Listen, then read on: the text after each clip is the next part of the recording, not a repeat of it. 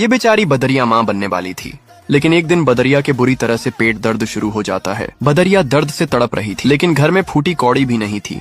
कई दिनों से खाना भी नहीं बना था, लेकिन फिर भी बेचारा बच्चा माँ के लिए दवा लेने बाजार जाता है, लेकिन उसके पास पैसे नहीं थे। तो बेचारा बच्चा डॉक्टर के सामने अपनी माँ के लिए गिड़गिड़ाता है, लेकिन डॉक्टर दवा देने के बजाय उसको बेरहमी से मारता है। बेचारा बच्चा तड़पते हुए बिलबिलाकर जंगल की तरफ भागता है। तभी रास्ते में कुछ शेर बच्चा पर हमला कर देते हैं और बच्चा को मार देते हैं। इधर बदरिया एक छोटे से बच्चे को जन्म देती हैं, लेकिन जब उसका बड़ा बच्चा बाजार से वापस नहीं आता तो बदरिया अपने छोटे बच्चे को झोपड़ी में छोड़कर बड़े बच्चे को ढूंढने जाती है। तभी रास्ते में बदरिया को उसका मरा हुआ बच्चा मिल जाता है। बच्चा को देखकर बेचारी माँ की रूह कांप जाती है। इधर झोपड़ी में छोटा बच्चा माँ के लिए बहुत रो रहा था।